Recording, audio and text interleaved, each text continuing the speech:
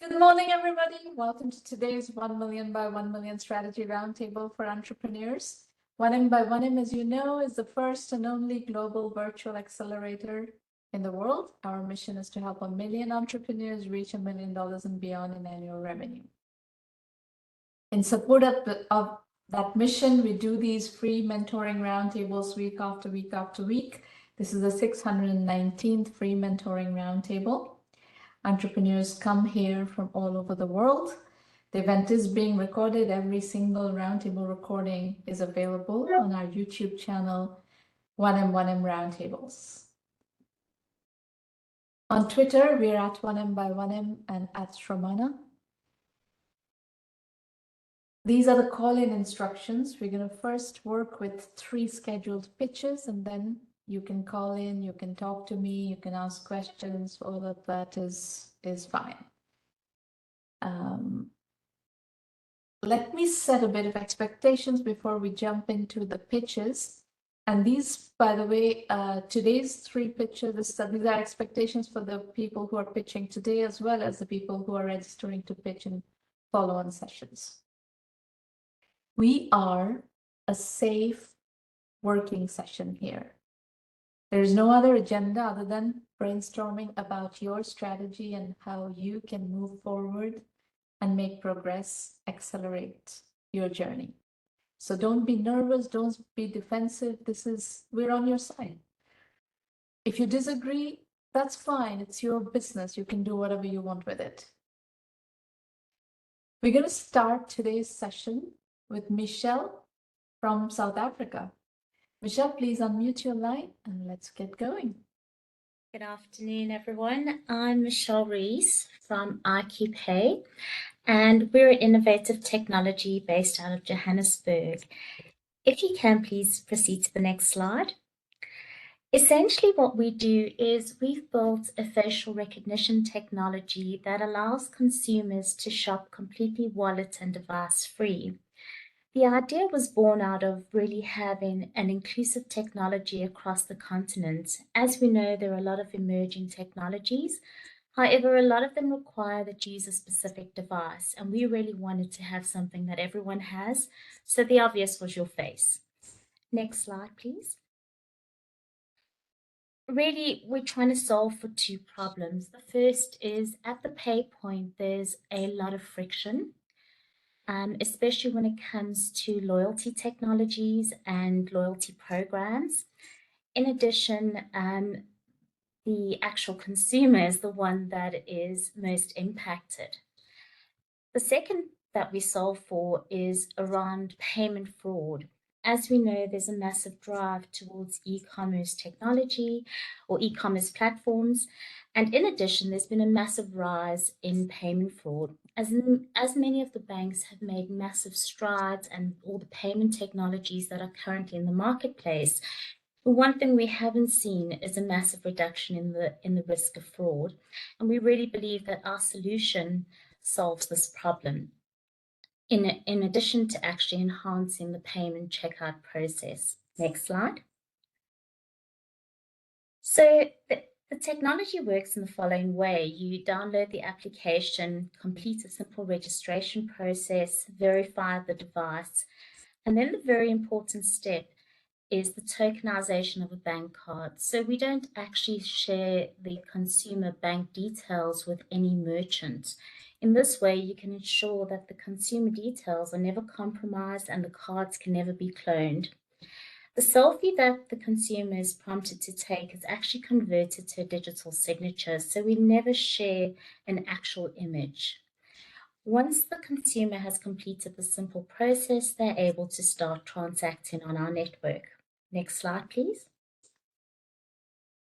For the consumer, there's a myriad of different benefits, including increased security, convenience, privacy, and no longer having to deal with carrying around a multitude of cards or dealing with lost or stolen cards.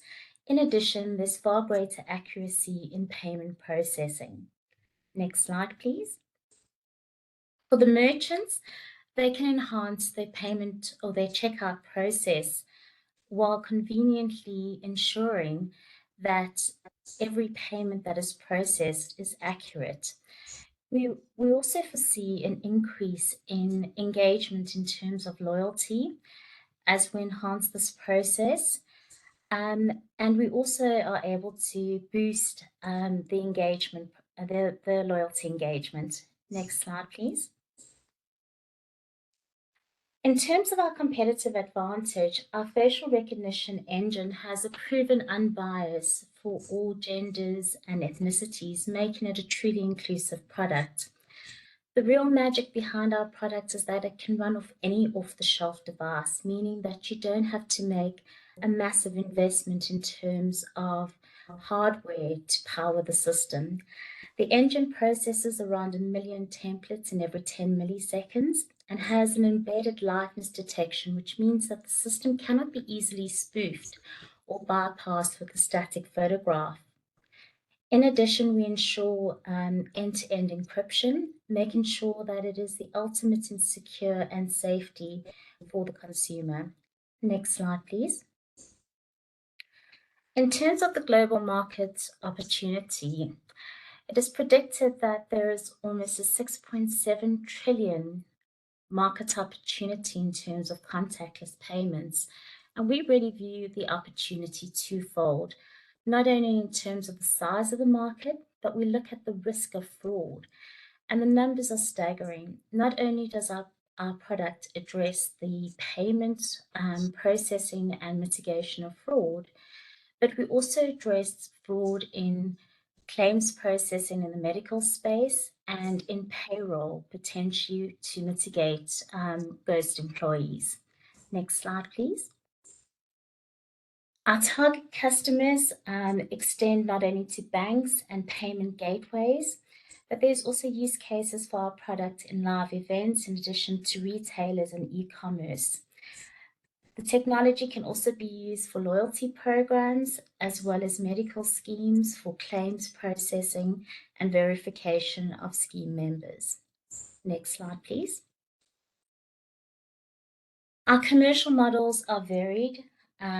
We have a per transaction model, as well as advertising both in-app and on-device. We make use of a freemium model for consumers to drive adoption. However, we do have a premium service that is a partnership with Vodacom here in South Africa. Excuse me. And we also have a SaaS model for loyalty, medical, and payroll. We also foresee the adoption of our product primarily taking place through API calls integrated into third-party applications. Next slide, please.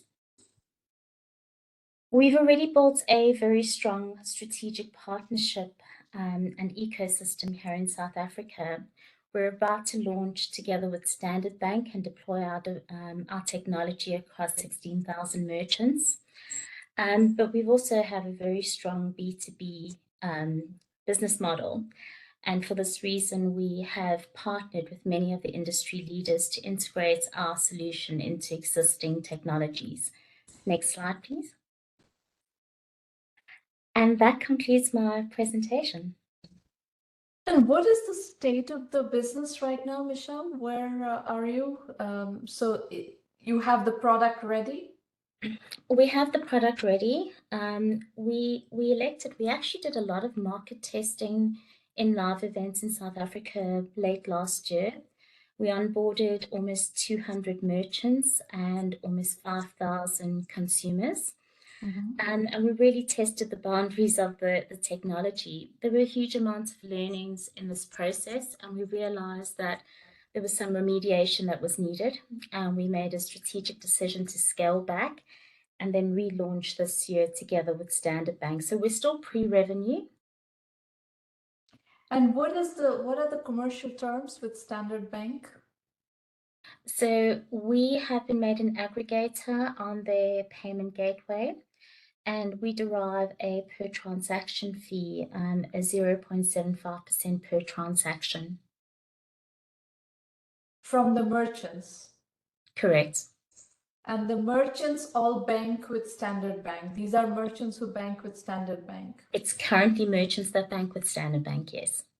So now, for this to actually get adopted, Standard Bank will have to market the technology, the product to their merchants. Then the merchants will have to sign up and start marketing to their consumer base. This is how you see this partnership evolve. So yes and no. To an extent, we have obviously from a customer acquisition cost, it does help that they are marketing directly to their merchants. The devices will be preloaded with our application. So it's a case of just enabling it for each merchant and a very seamless process for us to onboard them. What device? But you have they are so far. They are the point of sale devices that they use. It's a very specific PAX device with a back-facing camera, and it's an Android-based device. They're deploying 16,000 of them in the marketplace. And the devices are also your product, or the devices are somebody else's product that you are piggybacking on? They belong to the bank. The devices belong to the bank. I see. Okay. Now, what is this a standard modus operandi in the banking system in Africa? Are other banks also marketing their own device-based point of sale systems that you can piggyback on top of? Yes, they are. And for this reason, we have not signed any exclusivity with Standard Bank. Yeah.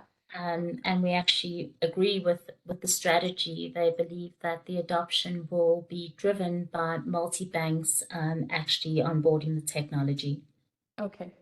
So, it sounds like to me the best strategy is to go with the banks and piggyback on their device and get straight into the merchants through this process. Do you have any sense? There is something that I want to point out to you here. Your market sizing. Yes. The market opportunity is not in the trillions. This is not how market sizing is done in startups. What you need to do is figure out a bottom-up market sizing based on the strategy, the go-to-market strategy and the business model that you're following.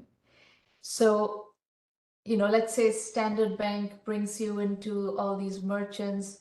What is the average revenue that you're going to make for each of these banks per year over the lifetime of that customer? And how many merchants do you think are going to adopt it? How many banks are there, etc. So you're going to need to get a handle on what is the real bottom-up market size here. And that's a very important analysis that as you build this company, and especially if you go out to raise money, everybody is going to want to see, all the investors are going to want to see. How are you funded right now? So we've bootstrapped. We have I have a successful exit from my previous startup, also in software development, and we reinvested it into this business. So thus far, we've reinvested just under $500,000 into the business, and we're currently about to we've started our fundraising. We are having some success, but I really do value the points in the market sizing. If I may just drill down a little bit further on that, because I find it very, very valuable in terms of understanding. We obviously have a South African strategy because this is our home turf and where we feel we're strongest. The banking regulation is also far more stringent in South Africa, so we feel that together with the MasterCard partnership, we're about to embark on certification for biometric checkout with MasterCard. Would you recommend that when you say we do the market sizing, so if we look at Standard Bank, they have 9.2 million customers with the 16,000 merchants and the rollout of those devices over the next 3 years. Are those the figures specifically that you would want to see in this presentation to see what that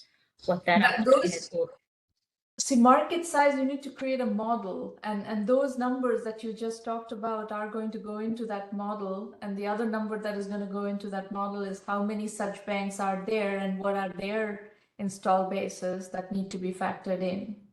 Okay. So, and then, I imagine that this is not just South Africa, you have all of Africa and you have other countries as well. You have to look at the competitive landscape elsewhere and see, there is the South African market, there is the African market at large, there is, a broader market. So you can look at all of that and see how, how your market size pans out. But I really like the strategy that the go-to-market strategy of going through banks, and the fact that you're able to crack that, piggybacking on these banks and giving them a solution that goes into the hands of merchants through their device. That's, I think, a very, very good go-to-market strategy. So there's a lot that I like in what you're doing and what you've done so far. Thank you very much. You have any other question before we move on? I think just in terms of global strategy, how much, because we're entering the sort of fundraising now, and it is our first round of fundraising externally. Obviously, South Africa, we have a lot of challenges in raising funds in Africa at the moment.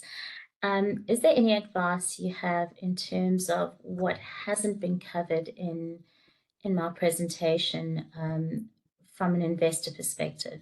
Competition has not been covered. So Okay. especially you have to provide what is the competitive landscape in South Africa, what is the competitive landscape in Africa, and what is the competitive landscape beyond, depending on what your market size numbers are yielding and what you show as your go-to-market ambition. So remember one thing, you have to go, if you want to raise venture capital, you have to show a credible path to go from $0 to $100 million in 5 to 7 years.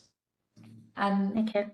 can you do that in South Africa? Can you do that in Africa at large? What, where else are you going to go if you need a market beyond that? All of that calculation you need to make and present a credible case. I have one other feedback for you on this commercial model slide. It's too complicated. What you have here is too complicated.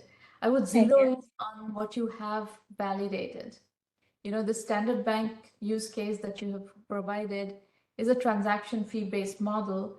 I would kind of model the business on that one and just do your market sizing on that and not make it so complicated, because investors don't like multiple different business models within the same business. They like one business model.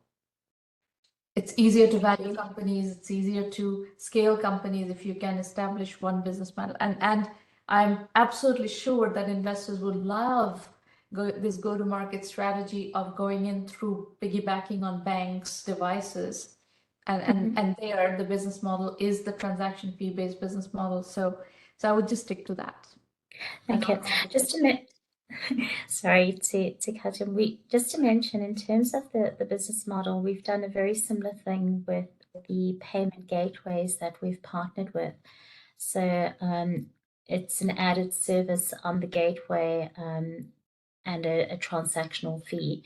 So I'll remodel it and work on just those two. So there's one e-commerce and one in-store.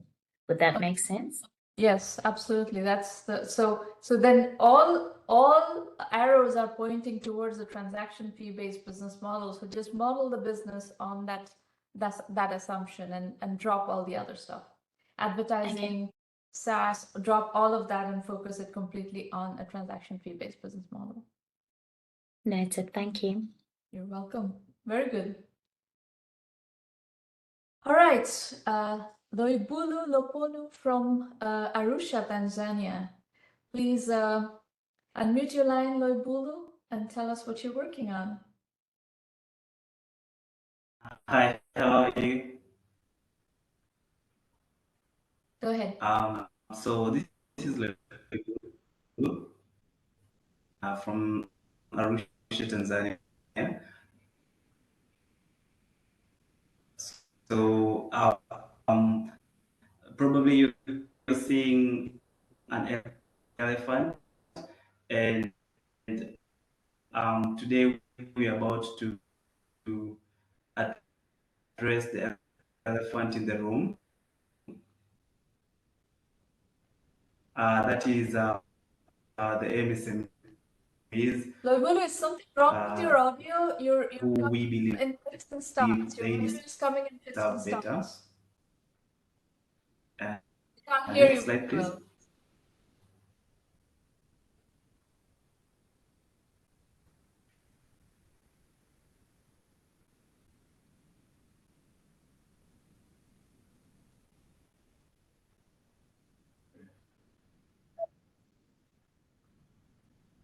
Sorry? Yes. Can you hear me right now? This is much better. Yes, please. Can you hear me right now? Yes, it is much better. Hello? Yes, right now? Yes. Okay. So we did the research and we found out that alone here in Tanzania we're having over 90% of the MSMEs contributing to GDP each year, and out of that we saw that out of 8 businesses in 10 businesses, they fail in their first 5 years of existence in the business. So we felt like there's a big challenge for them to access markets and operate their businesses and everything. There are actually 7 main reasons why small businesses fail in Africa. We are just like tackling some of the majority ones, that is access to markets. And we did a much further research, and then we saw that MSME is actually having a challenge when it comes to taking the business on the online space. One of the things that is actually a challenge to them is they're actually battling up with expensive ads of up to $30 per month over a period of 6 to 12 months. So most of the small businesses cannot actually afford this, and that's why we created Sambazah for them to take their businesses online seamlessly and get hassle-free online shopping experience. So our market size in Africa, the term is 44 million MSMEs. In Tanzania, the sum we're having 3 million, and we are targeting only 13% of that market. That is 390 MSMEs. In a period of 10 years. And we're so happy we're building this community from ground up with a community of dreamers and entrepreneurs who want to scale up their businesses within their countries and outside their countries. So our solution, we are helping the MSMEs to enter different markets with low market entry cost. That is, they now don't need to like put up a physical store or even like doing marketing and everything to like new regions. We're helping them also to be verified as sellers, which helps them to it's not their customer live, so now they can like buy from them. Also, we're giving them an e-commerce store where they can sell their products to their customers. Next slide, So please. just a second, what are you trying to do? Is this a competitor to Shopify? What are you working towards? Yeah. Actually, we are building a marketplace that is helping small and medium enterprises scale their businesses. So our vision is to provide intra and intermarket. That is, our small businesses here in Tanzania can now comfortably sell in Nairobi, Kenya. They can now comfortably sell in Ethiopia. They can also like comfortably sell in different markets from their comfort of their home. So what is Amazon's presence in Africa? This is in Amazon's territory. Amazon's marketplace would be the go-to place for merchants to go do this. What is Amazon's presence in Africa? Can you compete with Amazon? Of course we cannot, to be honest, because of the muscles and everything. However, this is not actually the target market. Why? Because there are actually a lot of challenges here in Africa for an e-commerce company to actually thrive. So we just have to like really understand the end customer and like provide and craft a product that will really meet their needs. And your assumption is Amazon does not understand that you do. The minute Amazon decides to, I don't know if Amazon is in Africa in a big way or not. You have to tell me whether they are or not, but I would they not actually bet against Amazon's ability to understand the issues of e-commerce in Africa. I think it's a lot. Yeah, they're actually available, but they don't have a really strong presence, including they're actually available in South Africa. Mm-hmm. Yeah, but they are not that strong. Okay. So they have not Yeah. yet entered Africa in any significant way, and you are saying that you can get in there and before they come in and build a business. That's a fair point. Mm-hmm. So then So sorry. go ahead. Go tell me, what is your business model? Yeah, so currently we're charging a commission. We're not actually charging these MSMEs to sell in our platform. And yeah, so we also like from next year we're going to charge a premium plan. That is a service fee which will help us run day-to-day activities and everything, and later on introduce advertisements for businesses that are willing to get a better piece of the cake. Well, again, my advice to you would be the same that I just gave Michelle on business model. Don't try too many business models. Just focus on one business model and get transactions going. See, marketplace business model there's a very simple, marketplaces have a very simple business model that is commission. It's established business model. So get a lot of merchants on the platform and get a lot of customers on the platform and get the transaction business model going. After that, if you think that there is opportunity for doing a Shopify-like thing, or basically you want to provide software and you want premium features and software, and you want to charge for that, you can do that. But first and foremost, my guess would be that you want to get transactions going as much as possible, as quickly as possible. Okay. And it seems like there is going to be, if you want to sell Pan-Africa, if you, let's say you take a merchant in Tanzania and you want that merchant to be able to sell Pan-Africa, there's a lot of logistics issues. There's warehousing, there's shipping, all of that. And how are you going to handle all that? You need to figure all of that stuff out, which is not simple.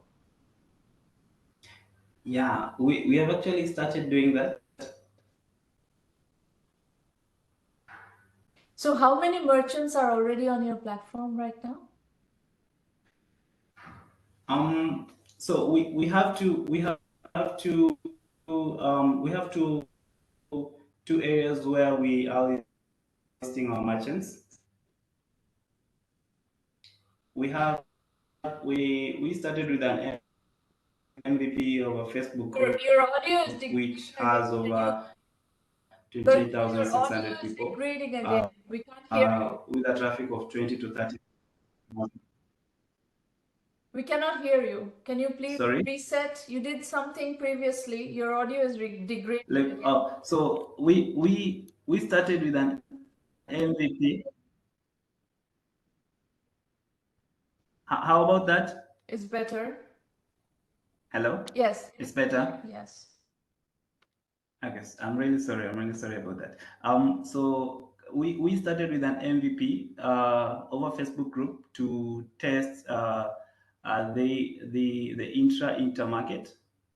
So we have a group which has 28,600 people, over traffic of 20 to 30,000 people per month, which we specifically target vendors and customers in 3 countries, that is Tanzania, Uganda, and Kenya. And we're just like trying to see, can these people really do business in different areas without actually knowing each other, but creating a safe environment. And after realizing these people are actually doing business, that is when we now went further to develop the marketplace. So, is anything happening right now? Is the marketplace already live and you already have merchants on your marketplace and transactions happening on the marketplace, or this is still in preparation? No. Everything is actually fine as we speak. We already have the marketplace live. Okay. And we also have this. We also have the Facebook group. What we're doing is No. we Answer are my question. introducing. How many merchants are already selling on your marketplace? We have over 10 at the moment. 10. And how many consumers are there? Over 900 at the moment. Okay. And yeah. And are transactions happening? Are people buying? Yeah, people actually buying. Okay. And what products Yeah. are in the marketplace? What kind of merchants are these where you are starting to see some beginning of transactions? We started with the book industry. Sorry, I can't hear you. We started with the books industry. Books, okay. Yeah, books. Yeah. Okay. So we have merchants who are already selling, and we have also like closed deals with publishers here in Tanzania. Mm-hmm. Okay. Yes. So, and we're still like growing the marketplace. Yeah. So that's our humble team. Yeah. And we're not alone in this space. We acknowledge that. So we have competitors. However, we are unique since we are offering the MSMEs a secure and trusted access to outside market. Most of the marketplaces are offering inside the market inside, but we're offering the inside market and the outside market. You're talking about different countries. Exactly. Cross-border trade. Cross-border, but within Africa. Yeah. Sorry? No, just within Africa. Cross-border within Africa though, right? Yeah, cross-border within Africa. Yeah. There's enough complexity in just doing cross-border within Africa, so that's good to stick to that, just that. Yeah. I understand what you're saying. So our timings, I mean, this is the best timing ever for us to develop and push this business. Why? Because we are seeing a speculation of incrementing e-commerce users to up to 17 million here in Tanzania by 2027 and 600 million users by Africa by 2020. So we're looking also like by time for us to like reach and enter this market. So this is our expansion. We plan to expand to here in Tanzania by next year. And then by 2028, we are thinking of expanding to the East African countries. And later, we're going to like focus on the 44 sub-Saharan African countries, which we have not covered. So, Loibulu, my feedback on this slide is that please focus on the more granular details of the next 5 to 7 years and see how fast this business grows and what are the nuances of the business. This slide that you have is not very useful, you know. Okay. What you need to figure out is what is it going to take you to build this business in 26 regions in Tanzania? You know, what do you need? You double click down on that goal in 2024. And what are the numbers? Merchants do you need to get to? How are you going to get to those merchants? What categories of merchandise are they going to be selling? What do you need to do for customer acquisitions? Are they selling just within Tanzania or are they going outside of Tanzania? Are they also selling outside of Tanzania? In which case, how are you going to get the traffic, etc.? So that's 2024. And then, you know, and how long does it take? So maybe the 2024 strategy is to acquire merchants in Tanzania, but sell to not just customers within Tanzania, but outside. But then you're in 2027, you're saying e-commerce users, 17 million in Tanzania alone. So mean that the strategy is to go from 24, 25, 26, 27, 4 years just selling within Tanzania from Tanzanian market merchants because this the complexity of going outside Tanzania is going to be quite significant. 100%. So how big a business can you build by just doing Tanzania, and what is the complexity of that? Figure that out first. To what point do you build this business as a Tanzania only business? So that's first feedback is, startups are really complicated to build. So wherever you can reduce the complexity, you have a higher chance of succeeding. So if you take too much complexity on too quickly, that creates failures. So the faster you can do something that is simple and that is repeatable, like for instance, currently you're selling books. Well, books a big category. Is it a high demand category? Then go get all the booksellers in Tanzania, get them on the platform, specifically category, get the booksellers and get them on the platform and turn books, start owning the category of books and get the consumers who are looking for books to really become successful. Then go category by category. If you look at how Amazon successful, they went category by category. In fact, books was their first category. And then they went into CDs, and right now, of course, CDs are no longer very much in use. But there are other products that are so go category by category, because what happens when you go category by category is you not only get the merchants and a good selection within the category, you also get consumers who are active buyers within the category. Okay. So that's my feedback to you, and you're going to have to bootstrap for a bit before you can, do anything else. So just get a lot of traction within the category in the marketplace. Focus on transactions only and get things going. Okay. And if your number is correct, this number that you, where is that number? This number, 17 million e-commerce users. What is the number of e-commerce users in Tanzania right now?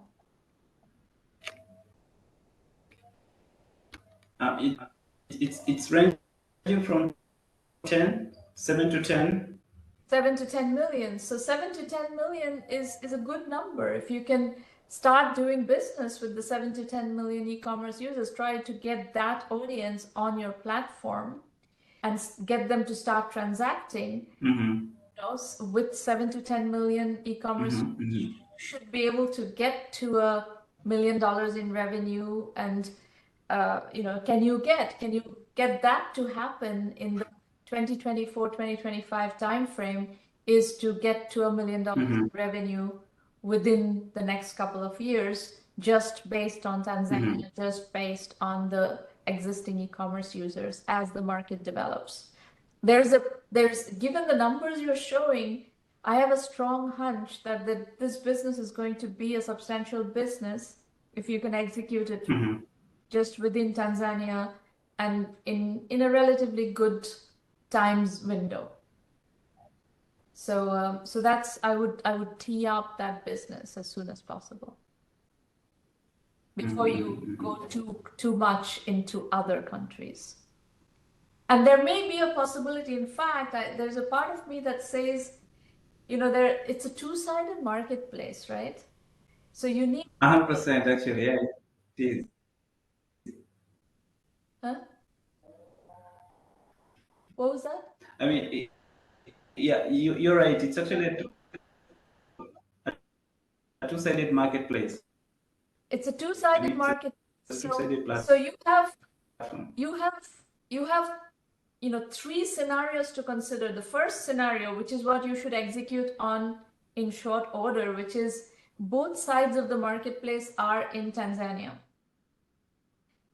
once that marketplace starts to flow and you have enough inventory on the platform and so forth, enough merchants on the platform, enough inventory on the platform, then you can start thinking about and enough customers on the platform, consumers on the platform, then you can think about which side of the marketplace do you want to go outside for. You know, it may Yeah. it may be simpler to bring in other merchants from other countries to sell into Tanzania than trying to take merchants from Tanzania outside to other countries. You know? Yeah, 100%, 100%. But those decisions don't have to be made right now. First and foremost, make the business of both sides of the marketplace in Tanzania successful. Sorry, just a question. Yeah. You say you mentioned there are three scenarios which might I can't hear you. be Your audio is best again for the business. One is focusing on outside markets. That is I think that's misbehaving. So you mentioned.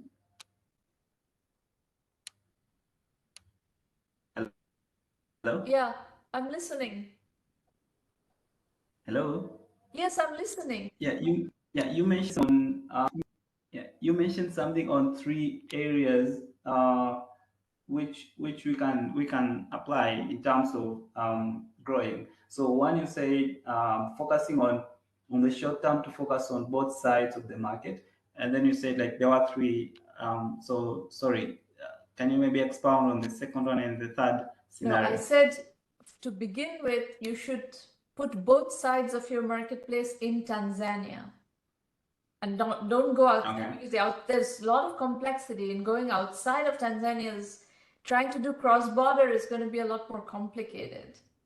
So, and then once you have the business rolling and you have both merchants in Tanzania and consumers in Tanzania, then you can decide on the other two options. One option is that you take your Tanzanian merchants and take them out to help them sell outside, or you can take merchants from outside and bring them into sell into Tanzania. My hunch is that it's going to be easier to recruit merchants from other countries and bring them to sell into Tanzania if you develop enough. Let's say you have millions of consumers transacting on your system. If you can get to that, then it may be more attractive to bring other merchants from other geographies within Africa, other countries within Africa, to bring them into Tanzania. That's just, I think that's a valuable proposition. If you say, okay, we have 3 million users on our marketplace in Tanzania, here merchants in Kenya, would you like to come and sell into Tanzania? They would be more interested in that value proposition. Okay, yeah, no, I've now understood you. Yeah. Now, grant, I have no idea what grants are available. That is something you have to research locally. I don't know about grants in Africa.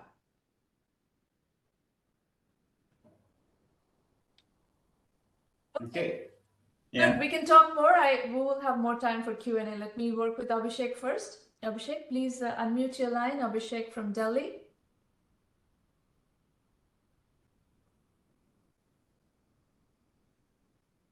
Abhishek, you need to unmute your line. Hi, good morning. Good morning. How are you? Go ahead. Let's get going. Okay. So first of all, I just want to thank you for all your initiatives that you are taking. I mean, it means a lot. I mean, taking out time on and especially in the morning. So it's I understand that, and going through all these things, because I mean, this is the first time I've like presented a business idea like this, because this thing came to my mind just because of two things. One is that growing awareness of consumer. I read certain reports. I did my research, so wherein which says that the consumer in demand is rising in India, specifically for your organic products. So that is the one thing. Secondly, it was due to the health reasons. Why? Because we are eating every day. People are eating 1, 2, 3 meals maybe, or maybe more than that. But still they are not able to get the basic nutrition, and they are relying on supplements, which are artificial supplements. So my idea is that we can produce. Is it audible? Yeah, we're listening. Okay, okay. Because I connected with the microphone, so that's why. So my idea was to have a nutritious food products for end consumers, and also for farmers, wherein they don't need to use additional resources, additional chemical fertilizers, or chemical insecticides, pesticides, which are definitely harmful for the ecosystem, the complete ecosystem, not just for farmers, but definitely for the environment.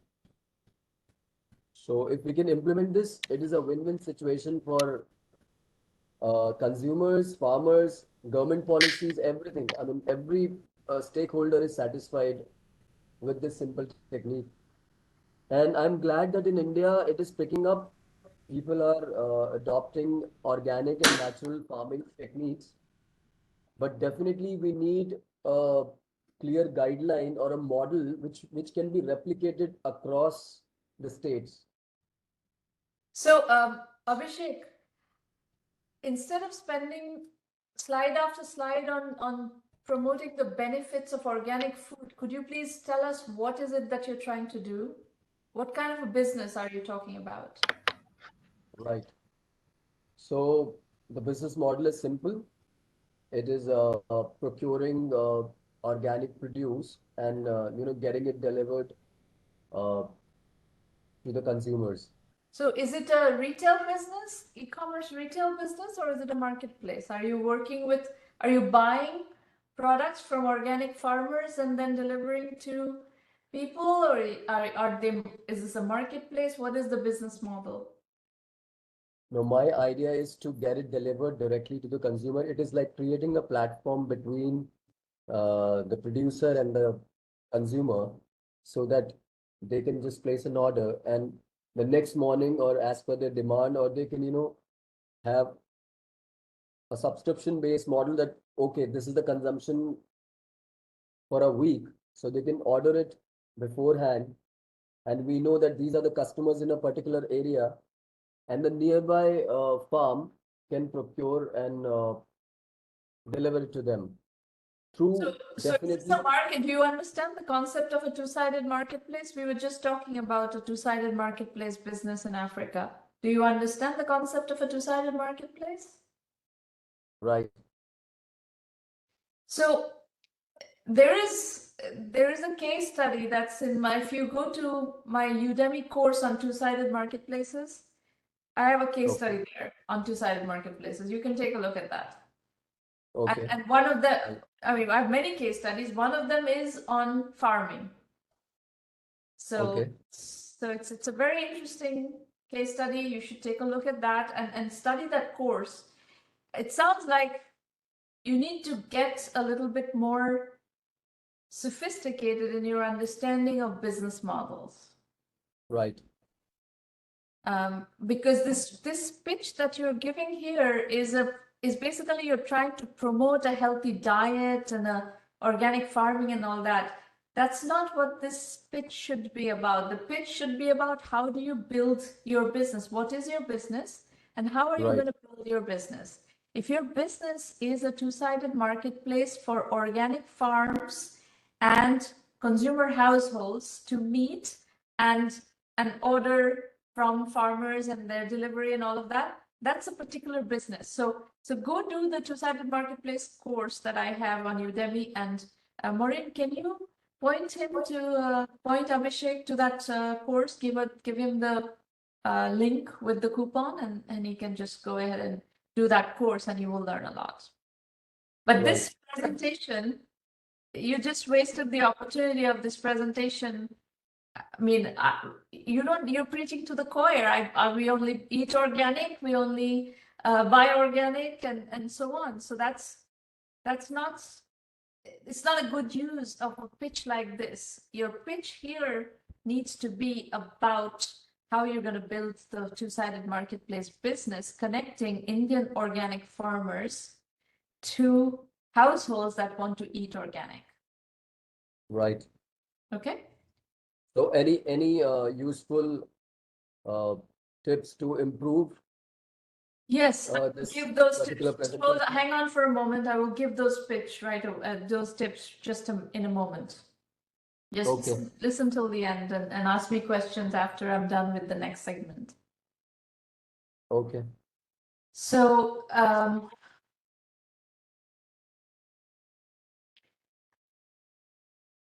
folks, 1 million by 1 million is about working on your business strategy, how you are going to build a tech or tech-enabled services business. And that could be marketplace, that could be e-commerce, that could be, you know, cybersecurity, fraud detection, what all the things that we have discussed today. It could be online learning, it could be healthcare IT, it could be, you know, AI, it could be anything that you want to discuss, but this is a place for serious entrepreneurs trying to build serious businesses. And please get the word out in your community if people are looking for help.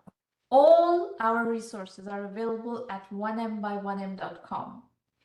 You will find a terrific blog series, and you will find the Entrepreneur Journeys book series. All of these are good starting points for learning. We are a case study based program. Everything we do is case study based.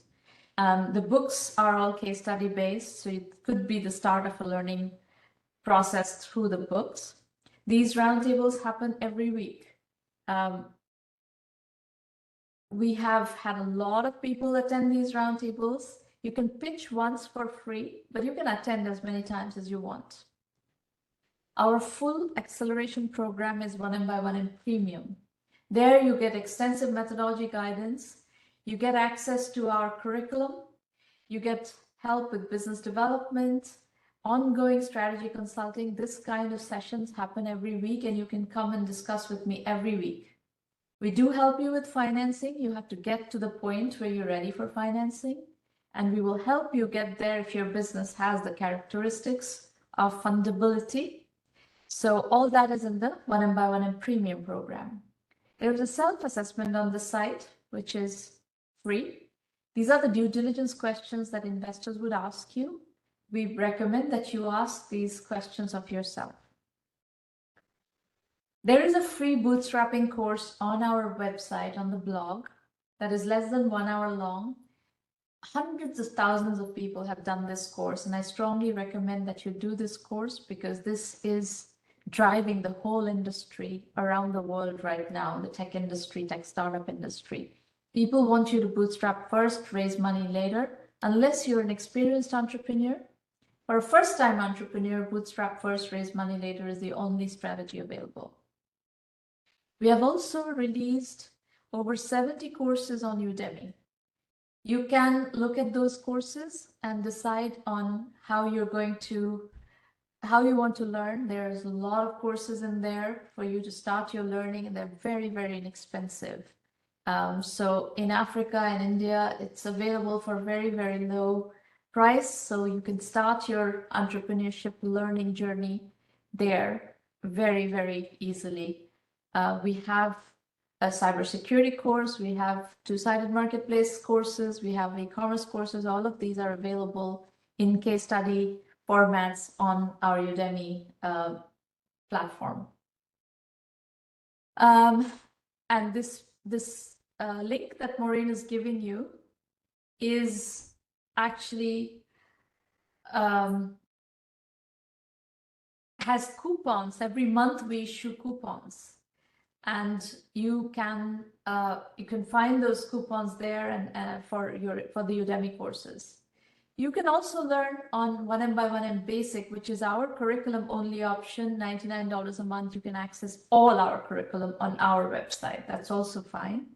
The other possibility is premium. You do have access to the curriculum through the premium program as well. So go to the website, look at basic, premium, Udemy, etc., and figure out how you want to learn.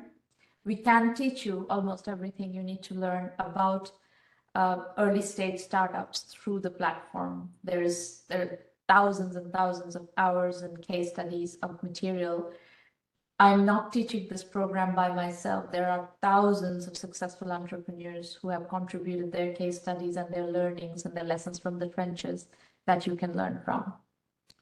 The curriculum is described in great depth. This core curriculum is something that all of you would need to learn. So Abhishek, one of the best things you could do for yourself is if you go to our website and subscribe for 1M Basic or Premium and start doing the core curriculum. It's going to take you, a good 100 hours of study, but you will come out of it with much deeper knowledge of how to put your one foot before the other in building your company. And I would strongly recommend that you do that. Okay.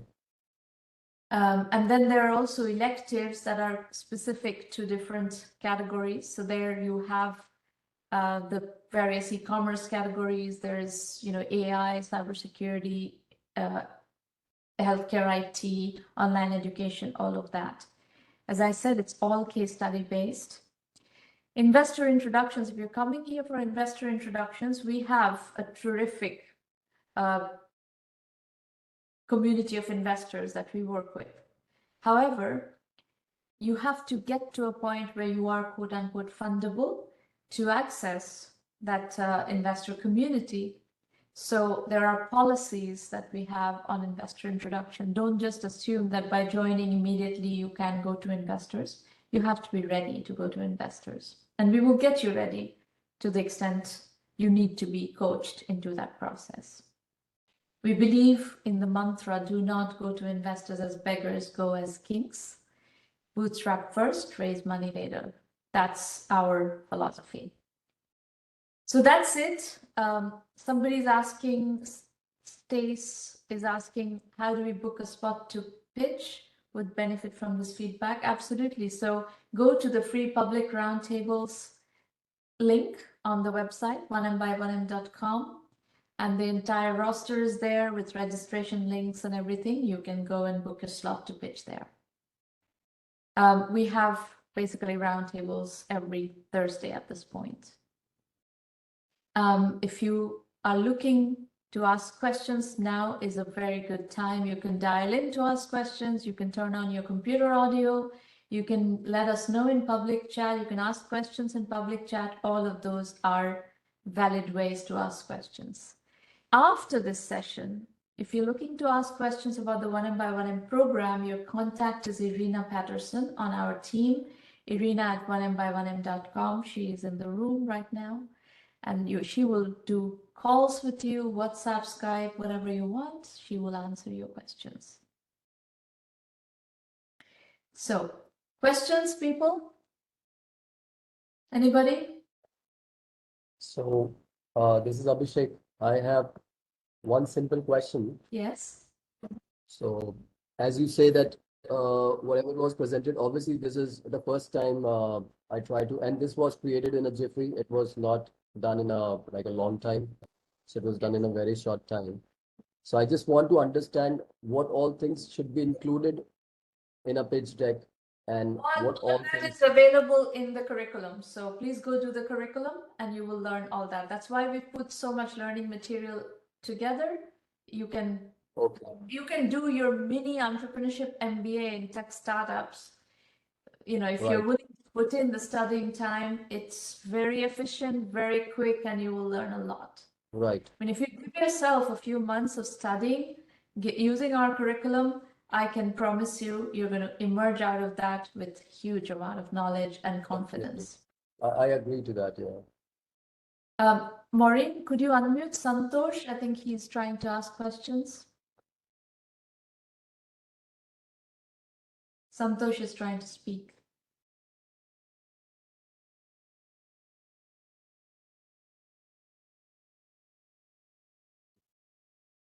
Santosh, now you can unmute your line and talk. Hi, Shama. Yes, go Thanks ahead. for the session. Hope you can hear me. Yes, we can hear you fine. Please go Great. ahead. Great. Shama, I just wanted to know a little more about the premium program, the annual premium program you had mentioned. You mentioned sessions that will be held with the entrepreneurs. Could you please expand on how the sessions and what is the frequency, etc., please? Exactly the way you're experiencing this session. It is exactly, it's like a replica of this, except it's for our premium members only. And it happens once a week. If necessary, we put in more sessions, but definitely once a week. And you can come to every session. You can talk to me in every session, basically.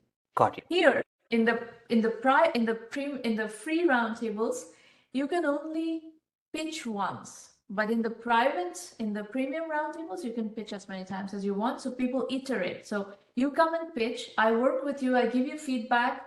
And I give you homework, essentially, right? Yep. So you go do that homework, and I will tell you, go study this module in the curriculum, that module in the curriculum to address this aspect of your business, that aspect of your business. You go do that homework, you iterate with me in the next session, or maybe it takes you 3 weeks to finish the homework and come back. And there market testing work also that happens. So it's very, continuous. It really is like a gym. Awesome. You get as much out of it as you put in, right? Yep, got it. We give you the machines. You can do your treadmill. You can do your rowing machine, but it's up to you how much you want to use it. Got it. And the timing is after this meeting, is it every Thursday? No, it's actually typically Wednesday mornings, 8 to 9:30 Pacific time. Okay. So same slot, but on Wednesdays, and then we also give a Monday evening slot once a month, Monday evening Pacific time, which is Tuesday morning India time. We have a lot of members in Australia, Singapore, etc., for whom that slot is important. Got it. Thank you very much. And members can join any of them or both of them. Any of them. Okay. Thank you so much. You're welcome. Amos wants to talk. You can unmute your line, I think.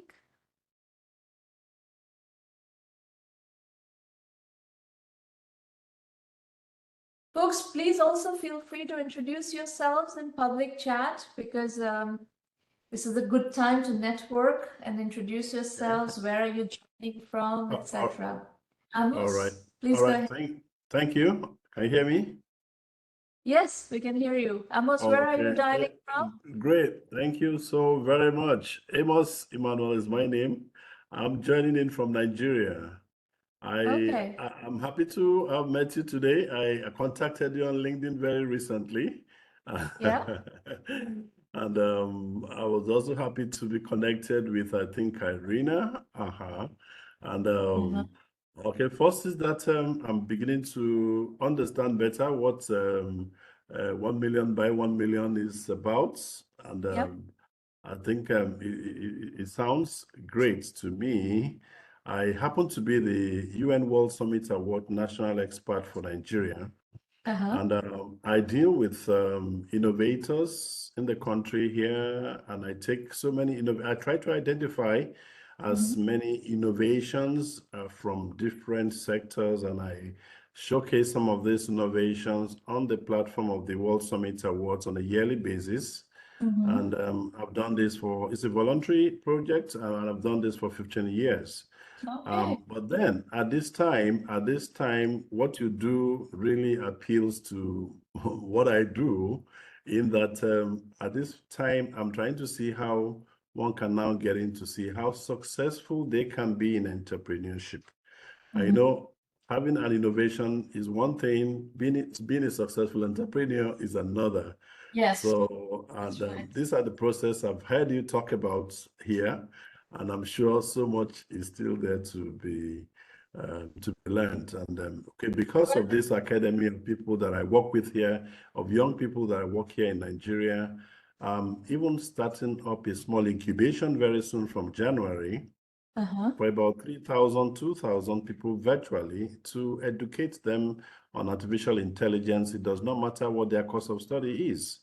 Because I try to see non-IT professions today should take advantage of the opportunities of IT and particularly AI advancements to go back to their various courses to reform the contents of these professional careers, so that by the time they are stepping out of school, they probably will be better graduates than just holding the degrees out of school, which is what we see generally in Africa here. So these are the kind of academy I'm going into, and I've actually been looking for people to go this with me, as you say, but I'm quite very impressed with what I see here today. I want to give you a few pointers. If you look at the public chat, Maureen has posted this link, September course coupon codes, and these are our Udemy startup courses. You will see if you go there, we have, I'm not sure if that's where, Maureen, you should be sending them. I think we're keeping all our courses in one place, and the coupons are updated there. I would provide that link, Maureen. Would you please provide that link? It can be accessed with a button from our website that says 1M1M Udemy courses. We have a number of artificial intelligence entrepreneurship courses, Amos. So I think we have like 4 AI courses, AI entrepreneurship courses, and they would be very helpful for you to, teach with. And they're very inexpensive, but they're like who's who of tech startups are teaching those courses with me by sharing their case studies. So, and really they're accessible from anywhere. So if you want to really promote artificial intelligence entrepreneurship, or understanding of how artificial intelligence is being used by entrepreneurs to solve problems, these are fabulous courses. That's right. That's right. Yeah. That's right. That's interesting. I think I'll try to explore that. I currently also take up a postgraduate program with the University of Texas on artificial intelligence, particularly. I'll be done next month. And this is the more reason why I feel I need to really look backwards to these younger people. The non-IT professionals are having it really tough to cope with what is coming right now, and I think that intervention is really very, very important, and that's why I'm thinking along that line. Very good. Very nice to meet you. Thank you. Thank you. That you came. Thank you so very much. Appreciate it. All right. I see there people are introducing themselves in the public chat as well. Santosh is introducing himself full-time into my own startup this year, operate under nocode.com, silkrootadvisors.com. Product I'm most passionate about is AI first real estate agent business suite, okay, for the US market. All right. And Stace is saying, dialing from Uganda, founder of First Safety Net System for Unemployment in Africa, piloting in Uganda. Amos Adideo is interested in connecting with you. And Stace is also an advisor for entrepreneurs with disabilities.